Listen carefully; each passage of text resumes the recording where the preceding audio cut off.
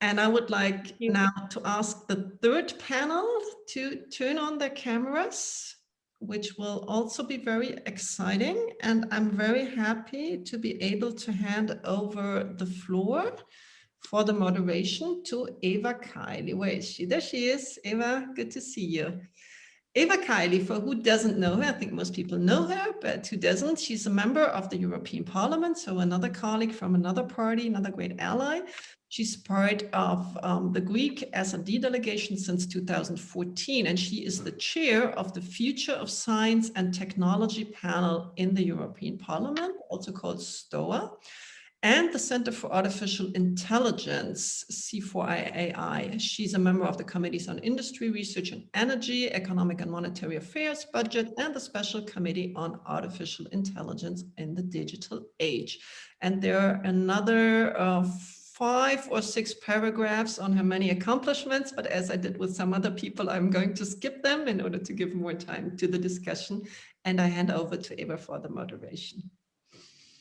Alexandra, thank you for your kind words. And yeah, this is, it includes everything, but the important thing is that we are actually focusing into technology and how we can create funding opportunities in Europe to create growth. I want to thank you for your initiative and this excellent panel that you have managed to organize, 3 excellent panels actually. And I have to admit that the moment I saw the invitation, I was thinking that a week ago I had to speak at a forum. They told me we were looking, they were apologizing that I was the only woman on the panel. And they were telling me it's so difficult to find women in tech. And I was like, so I have like around 200 women network that I can like provide you with names of awesome women. And also that me and Alexandra, we actually met in different panels where women are more than men, and it's not like a women's event. So I think it's very important to keep going strong, and I'm very happy that we're now colleagues and we are strengthening the voice of women in technology. Actually, I would say most of the initiatives in the European Parliament, I see actually women, especially in tech.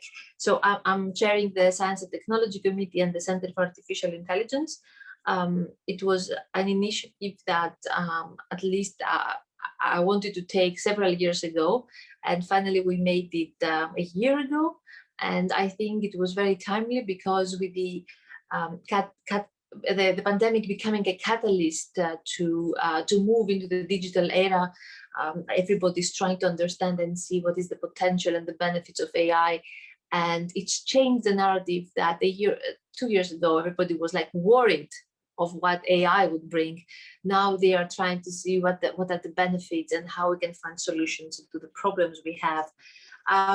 So today we will try to see why, although we have women in so many important places and with important roles in the tech sector, it's still difficult to get them into the world of funding in venture capital and angel investments, and to see how these amazing women that we have in our panel manage to overcome these barriers, and how we can get some lessons from their experience and improve what we're doing in our work in the European Parliament. So I would give them actually first the floor to introduce themselves, because they have a stronger CV than the one that Alessandra was reading for me. They have like been awarded, they have been nominated among the top women in the world for EIB, for angel investments and for venture capital. So immediately I will start with Shiva Dustdar from EIB, with great experience in the financial industry, and also in New York, London, and Luxembourg. So tough places for women to make it. And we're very proud to have her with us. And I would like to give her the floor to introduce herself. And thank you so much for joining. Thank you so much, Eva. Is this the time when you want me to have my 3-minute presentation, or would that be afterwards, just to make sure? I think you could also do that, actually. Okay. So why don't I present the other two members of the Yes. panel, and then I give you the floor, all of you, to start with initial remarks and presenting also yourselves. Okay, that's a good Thank idea. you. So Mariana Duarte Silva, also she's a co-founder and CEO of Village Underground Lisbon, a cultural and co-working hub for the creative industries in a very popular place, and has been actually chosen as one of the 12 women entrepreneurs to have their own image replicated in a Barbie, which I think it's a very important as a role model for girls to show that it's a positive example to be able to be a woman that is not afraid of femininity, and at the same time be able to enter the toughest sectors of the world, like finance. And as the founder of Village Underground Lisbon, it became actually a reference in the entrepreneurial world. And I would say that it created this feeling of Lisbon increasing as a popular destination for entrepreneurs.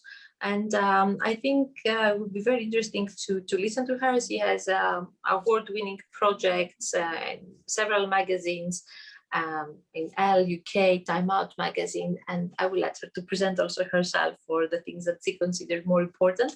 And Nora Bavey, general partner at Unconventional Ventures. It's an early stage VC, so one of the few women there actually investing in impact companies in the pre-seed seed stage, a difficult stage actually, and also founder of Unitech, the EdTech and digital community of underrepresented founders and aspiring founders with mission to accelerate inclusion in the tech industry. Also a greatly emerging sector. So EdTech, I would say, must have accelerated a lot during this pandemic. So also awarded, of course, Digital Inspirer of the Year in Sweden, and Nordic Women in Tech Awards role model in 2020.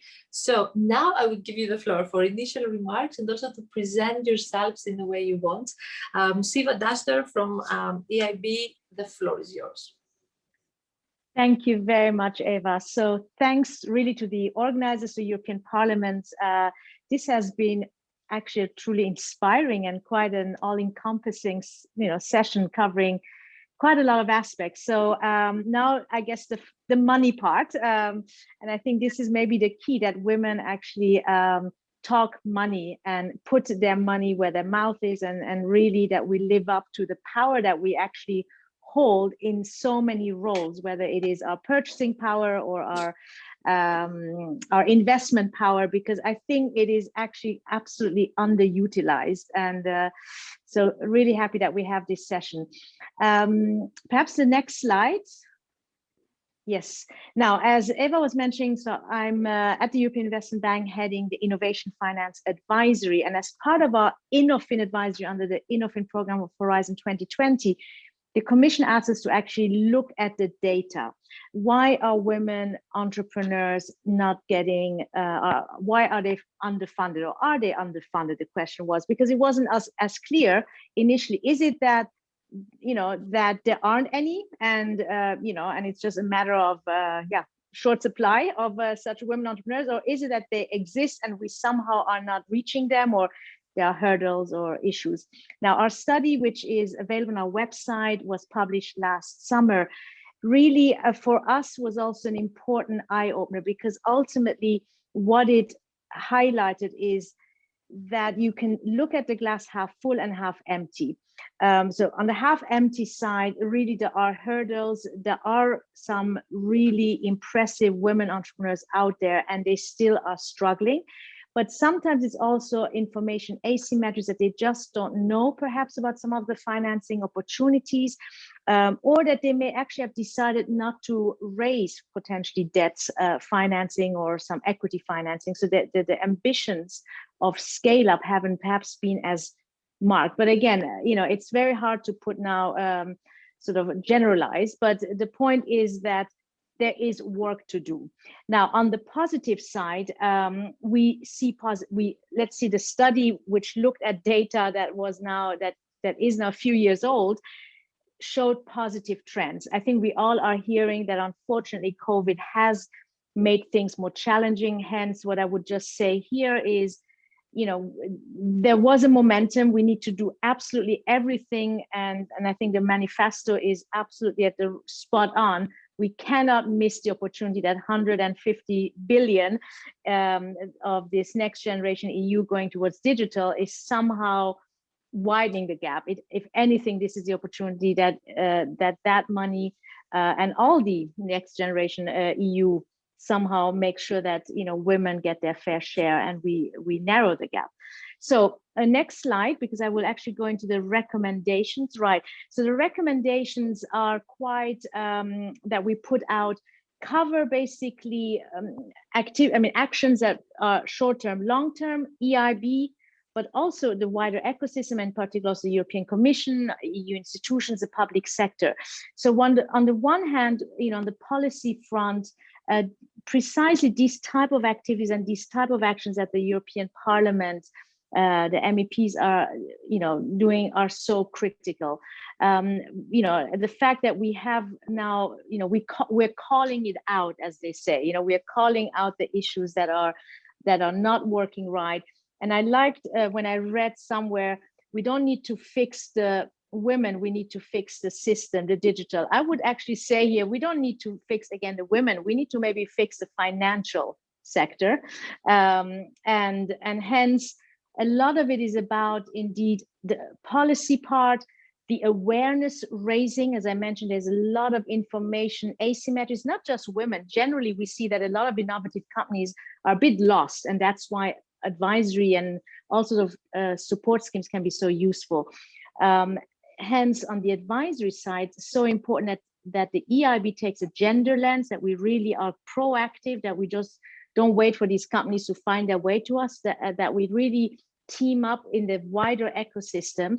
And then on the financing, let's really make sure that, I guess, we walk the talk, get more women in positions both within our own institutions that make these investment decisions, and use also our lending power and our funding, that we put in the intermediaries to hopefully get more women in those investment decisions. Now, looking at digital, so the last slide for a quick link to digital. Now, I think we all are aware how critical this is, and perhaps a few thoughts. I don't know whether I missed it, but I don't think anybody mentioned Bumble. Now, I'm not the generation that I think Bumble is targeting, who knows, but okay, or the profile, but I was just quite impressed. The gender lens that Bumble founder, the woman founder brought in, I thought was quite fascinating, and it really captured my interest. Or the company like Real. Now, unfortunately, the companies that I'm now thinking of are US. There are equivalents, I'm sure, in Europe. And we have, of course, I think it's Vestiaire Collective, if I got the name right, or other companies that are actually founded by women that bring circularity, that bring sustainability, and with a digital platform there. So we have these women entrepreneurs. I think we all are absolutely aware how important digital is. And therefore, I think when it comes to then the EU institutions and certainly the EIB group role, we need to make sure that we are using our financing to bring a gender lens ultimately to it, and the gender lens coming across all the activities. So just to give you an example, we are now in my own team, we are publishing reports on AI blockchain. We just published one on 5G. We have not in our actual reports brought in the gender lens, but absolutely when we now start implementing, we need to do it. And hopefully in the future, we bring that gender lens actually in the design of our studies. So I will end here because I really would love to hear the other perspectives. There's a lot to do. And I think on the EIB side, we really are, we wish to join forces and be, especially on the advisory part of the positive action that needs to be taken. Thank you very much. Well, thank you. Actually, you already, I think, answered to the questions I would ask, and I see how much work and effort you have put to achieve all these things. So congratulations, Shiva, and thank you so much for this excellent presentation, which was actually meaningful and not just the same old things. So thank you so much. I will move to Nora Bavey. So it's basically a public angel syndicate that is running, and I would like to give her immediately the floor to talk about her experience.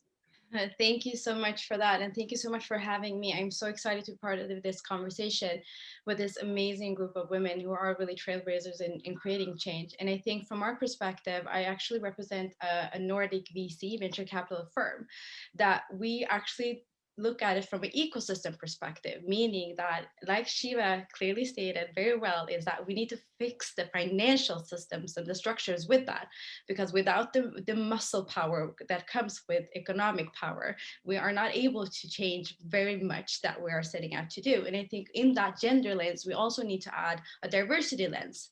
But with that being said, what we actually did was that we do a report each year that takes a temperature on the funding landscape. And what we're clearly seeing that there's a direct correlation between who funds who writes the check and who receives the check. With that being said, we also know that over 90% of the VC and investors are men. And with women being in decision power is as little as 11%. Now, with that being said, we also know that only between 2 and 5% of the capital goes into female founded companies. So we're clearly not building a future that is sustainable or equal. And real equality comes from ownership. So our way of creating that change was to create new type of investors. So we created what we call the UV syndicate, that is actually angel investing in group, where we're able to onboard investors that are not professional, meaning they don't have to have the financial circumstances to be an accredited or professional investor. And we're making it more accessible by lowering the barrier to becoming an investor, but also creating knowledge transfer to having a very transparent process of displaying how companies and founders are being assessed and being assessed at the early stage, because of course there is an obvious pipeline problem if we're focusing on later stages. But if we look at the early stages and put our financial muscles and support there to make them create that what the companies and the founders are needing, that's when we then have this amazing impact and acceleration of the change that we want to be part of. Thank you so much, Nora. I have many questions for you actually, and it's very interesting what you've been achieving. I'm moving to Mariana Duarte Silva from the Lisbon Hub of Entrepreneurs, and I would like to give her immediately the floor. Hello. Hi. Hi. Hello, everyone. Thank you very much for the invitation and for Nakima to find me on LinkedIn. It really worked in some ways, this network and this ecosystem.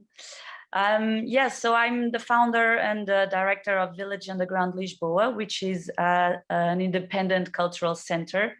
And it's also a co-working space, a space for creatives, and a restaurant. It's not an original idea of mine. Actually, this is the place.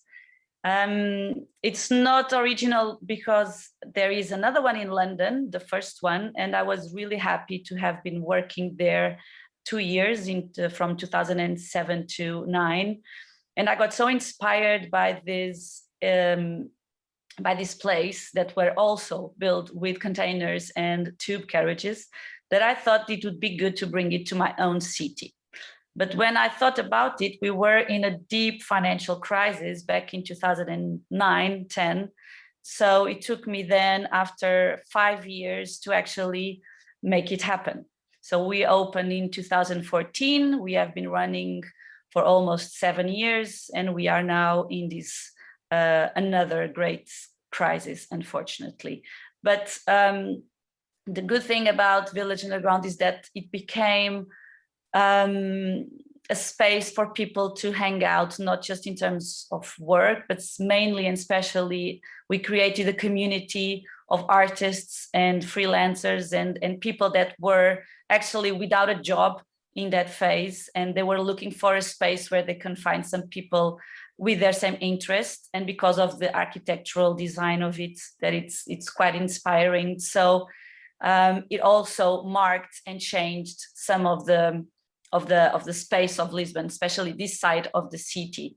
And so it became quite, I don't like to say famous, but quite visible in terms of international press and in the international community. And I'm quite happy about it. I'm running it along with my husband, Gustavo. We have a very small team, but it has been a roller coaster to make this happen. Yeah.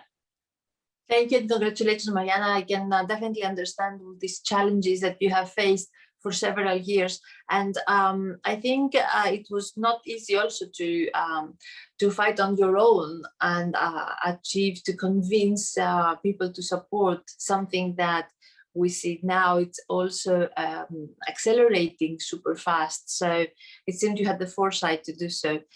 So I would start with like a question for each of you, and I would start with first with Mr. Dustdar, because your experience in the IB, I think it's very important, and I would consider that one of the maybe motives that we could try to figure out how to support women would be to have a European fund of funds that would actually support fund managers with women that run it. But I understand that there are difficulties to achieve that. So I wanted to ask her, why is it more difficult for women from her experience? And if she would have like some tips to give to women that try to become investors and how to avoid the gender barriers.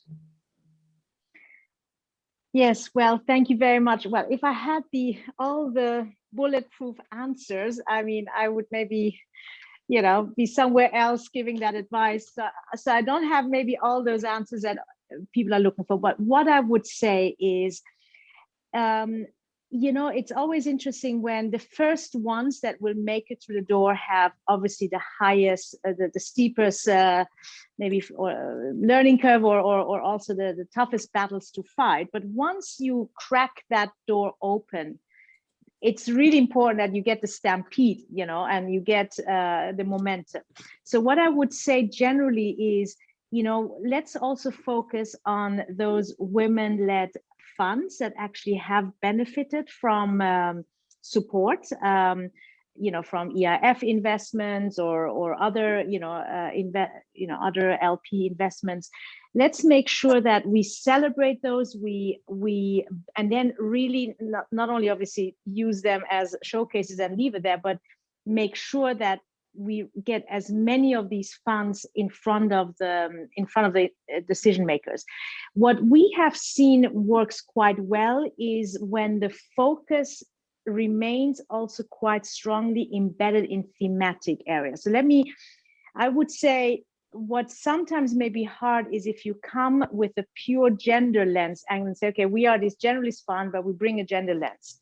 However, what may work in the current system better is if you have anyway your sectoral focus or a few sectoral focuses, let's say you are in life sciences and you bring in the gender lens into life sciences, I think that is easier to kind of bridge than, going all the way. So therefore there are envelopes out there, as you know, for under the various programs.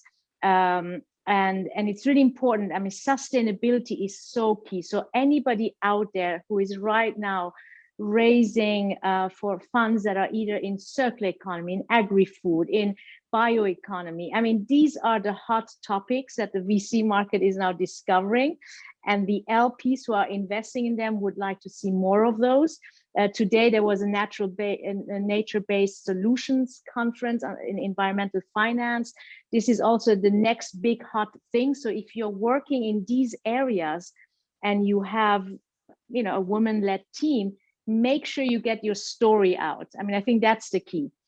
And then get all the advice you can possibly get also from the EU institutions, like, for instance, our team. Again, I don't want to overpromise here, but reach out to wherever you can to get the support and the advice early on. Thank you. I think that's a very good advice, and I like that you prioritized what is important at this point, because after AI and blockchain, I think what you mentioned bioeconomy and agrofood is actually coming up very strong, and circular economy. So maybe I would give the floor now to Nora Bavey to ask her to basically address to you, Shiva, and tell us how, if she believes that EU entrepreneurship funding, the programs that we have, they are actually relevant, and if we could improve them. And she could actually tell us out of her own experience if we could do something to make things easier. Well, thank you so much for that. And I wish that I could paint a prettier picture, but I have to be very honest and transparent that I've been in a fundraising mode for almost a year. And here's the problem. There has been a diversity aspect to these funds for the last year. And as an emerging fund managers, I've been through the process with institutional investors, both the IEF and the regions that I represent. And there's a huge appetite for diversity and emerging fund managers. And we're tackling healthcare, femtech, edtech, fintech, all of those, as you say, interesting hot topics. But here's the problem. There aren't enough envelopes for funds with global investment opportunities. And we're still evaluating emerging fund managers the same way we're assessing traditional fund managers or existing traditional funds. And that's the problem, that we're still expecting the old ways to open new doors, and we're not opening new doors for new type of structures.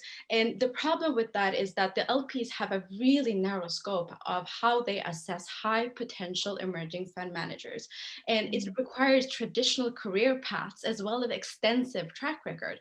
And somewhat in this translation, it has been lost that just because you're an emerging fund manager, you don't have the experience. That's one thing. But of course, we are bridging that experience with our investment committee, but still that wasn't enough. So I think if we're really putting money where our mouth is, we need to create new structures and new ways of assessing, because the biases that female founders are experiencing, emerging female fund managers are experiencing the same way, but threefold.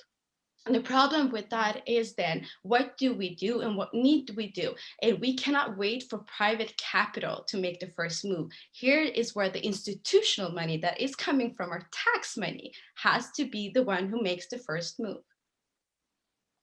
I agree. That's why I think it's us who should correct how the system works and how the funding is moving. And I have the feeling that it's more difficult for women to convince that they have to get this funding, that they deserve it. And these are biases, but your experience maybe help us to understand if this is the case. Maybe Mariana could answer that. Mariana Duarte Silva, I would like also to ask you the same question. How do you feel that the funding process we have for entrepreneurs from EU has been? And it's EIB, we have Horizon Europe programs, and I'm sure that you have been familiar with all of these. Could you let us know what are the barriers that you saw? Yes, well, here in Portugal, there's a lot of things that are, the majority of decisions are taken by men. And I want to tell you a joke about an event that just was announced today in Portugal by a very important association that even has a seat in the European Economic and Social Committee. It's an association of employers association that has more than 150,000 enterprises in Portugal. And they just announced an event, a debate for the International Women's Day, where all the panelists are men. And the reason is that when the president was asked why there were only men in this panel, it is because only 26% of women are in leadership. So this is a huge problem. And the main objective of this panel was to, as they say, dematerialize International Women's Day and bring a more historical side to the celebration, rather than a day of fighting for women's rights. So if as if they got to decide where the fight ends. And this is not just a problem for these events. Even on Monday this week, another big event was organized by Deloitte and the national newspaper. They got together another 5 men to decide what are the best 10 rules or 10 commandments to allocate the fundings that are coming from the EU. So again, 5 men decided where the fundings, what are the rules. And of course, we all agree about the rules, but we don't agree that are the men who decides the rules. So this is a huge problem in Portugal. I guess it's a bit universal, but it's very much dangerous here. And that's one of the main reasons that maybe the fundings are going to men. I have 2 different experiences into different projects. So in the Village Underground, I made a bank loan, so I didn't go for a business angel or investor, because it was my own decision and my business partner to go to private money, to a bank loan.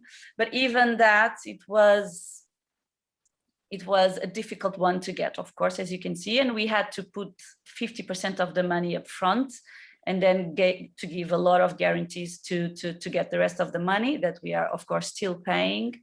In that time, it was just 2013-14, so I didn't know about EU fundings for creative projects. Maybe I was a bit naive, I didn't know, so we went straight to the bank.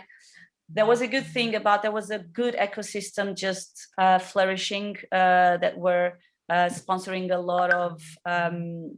lot of startups in Portugal.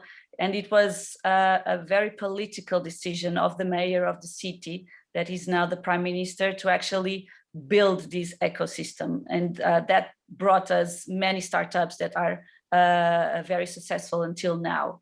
And now my second project that I'm about to launch next month, it's a music school within the Village Underground.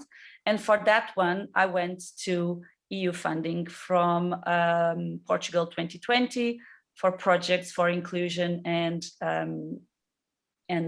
these kind of projects. And I knew about that one because, again, there was an incubator that was specific related to social projects. And they had a program that I did the program, and at the end, you know, through events, through networking, through a peer, and just talk to people, you get to know people. And actually, it was a woman that came to me and said, after I did a presentation about the music school, a woman that was running the funding came to me straight and told me in the eyes, we have this funding, I think your project would be eligible, would you like to apply? That was really straightforward. I must say that then the process, it was difficult. Sometimes, fortunately, I have a partner she's a lawyer, so she was dealing with the paperwork, with the bureaucracy. But at some time she would say, maybe I want to give up, because it was such a difficult process, very bureaucratic, very sometimes painful to write and to explain, and all the not just the numbers, but even, you know, to explain the project in some way. So it seems like sometimes the process is made for people to give up, and then it's not. So I think debureaucratization, and it's a very difficult word to say, but it's very, very essential to do. So I think the process is difficult.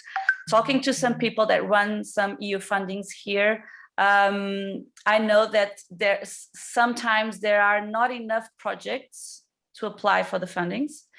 And even when they apply and they are eligible, in the meantime, during the process, sometimes they don't get all the money because they are not well structured. And so they have either give the money back to the funds or just give up of the project. So for instance, in Portugal, we are still to spend millions of euros from the 2020 fundings EU. And some city councils, they have a tax of execution of this money of 0% still. So we know that the money is here. We don't know, some of the people don't know how to apply. There's not enough, it's a very complicated system. And another problem is that even if you are eligible and you start the project and you have to finance it first, and this is my own experience with the music school, I have to first I had to find private investors to get the public money, which is okay, public sector and private sector working together, which is a good thing. But then it gets really difficult to get the money back. So you have to spend first, then they give you the money first. And sometimes you don't have the money to spend it first. It's a really good idea. Everything is in order. You have the right team, you have the right processes, you have everything in order. It's gonna be huge and you're gonna make great impact. But then the process and the bureaucracy really kills the project. And I think this is overall for men and for women, but sometimes it gets more difficult for women, because it's not that they don't have the skills, it's because they have to multitask and they have to do all other kinds of stuff during the day, not just applying for this funding. So it's complicated over here. Sorry. So Mariana, actually, I think I understand the main problem is that there are tools that we have and you're not familiar with, and we have to reach out, as also Shiva said, that you have to reach out, but also we have to reach out. We cannot expect things to happen because they just exist. We have to force them to happen. And we definitely have to help women to start, actually, because I think the first step is the most important, because then you get your confidence up, and then if you have the institution support you, it's more easy to access the market and have people start listening actually. So we do have a network of mentors for women. We have a network for female entrepreneurship to promote women's entrepreneurship, women business angels, and an online platform for them. So Shiva, you listened, you heard how difficult it could be. I'm sure you know from your own experience, but one of the problems is that we have amazing tools. We have to improve them to maybe with some diversity index criteria, or like a special fund of funds just for women to help them like start in their beginnings. Do you think we could actually be more ambitious and achieve that? Because I think with the tools we have, with political tools, we can make sure something will start moving. For example, we have at the venture level, 8% of fund investors are women. We can definitely do something about that. Yeah. No, I think, what is coming out loud and clear is where are the incentives, so to speak, for those who decide where the money goes. And I think, as Nora and also Mariana were perhaps alluding or even suggesting, is let's maybe not complicate the situation beyond whenever there are incentive issues. Let's say the European Union would like that more money goes into a certain geography, or that more money goes into a certain area of, into digital versus or into climate. It dedicates some pocket of money that comes with strings attached. And indeed, this is what has happened, as you know, under the Innofin program with vis-a-vis the EIF. They have had some pilots for space investments where they got 100 million to invest in funds that prioritize or have a sort of key strategic priority on space, new space companies. So there is precedence of creating these incentives. I mean, I think the key is ultimately to ensure that one can demonstrate that this is really, that the money is not going to be sitting there. There will be many investment opportunities, and focus the mind of those who actually need to deploy the money to really, as you say, Eva, go proactively and look out for those emerging teams that actually may meet those criteria. Because I think it's one of those things where, as you say, one has to, of course, make sure that the teams that present are well prepared, that they have really gotten also the right team, that they get the feedback. Maybe the other thing is that we need to make sure that the feedback system comes in, so that fund managers who may not ultimately succeed find out what it was that actually didn't make it. I mean, can they get that feedback? Because very often, if it's not addressed, maybe one just seems to be a bit in the dark. But on the actual supply side of the funding, to have some dedication or some targets, would make sense. And I don't know whether that's what also right now is foreseen. I haven't yet seen anything, but there is Next Generation EU. There is the whole Invest EU that's coming. There are so many funds around. I would hope that I think the European Parliament and the European Commission find ways to create those incentives. So I think this is a call for Alexandra Giza. So this was just the beginning. I think we definitely have to follow up to respond to what you highlighted. Alexandra, the floor is yours to do the closing remarks. I think we have a lot of work still to do. And thank you for making this happen. I already learned a lot. Thank you all for participating. Thank you. Thank you very much. Thank you. Congratulations for your successes. Thank you. Thank you. I have a little technical issue. Maybe if my office could start my video because it was blocked by the video. Okay, perfect. Here we go. I was closed out of my own webinar, so that's not a nice experience, but thank you all very much. But everything else has worked fantastically. Could I ask all the panelists who are still in the call to turn on their cameras? We might have lost someone because, as we all know, women have many different tasks and work and jobs, and discussing politics is only one of them. But those who are still here, if you can turn on the cameras, I think it's really nice to see all these women in tech here on the panel. I think all of us working in tech and finance are used to sitting on a lot of manuals. So this is a nice change. I think what Shiva pointed out with her last remark is, again, we need the political will. I think it's all possible. We have the finance, we have the education, we have the bright minds here. You look at them who can make all this happen. We just need the political will.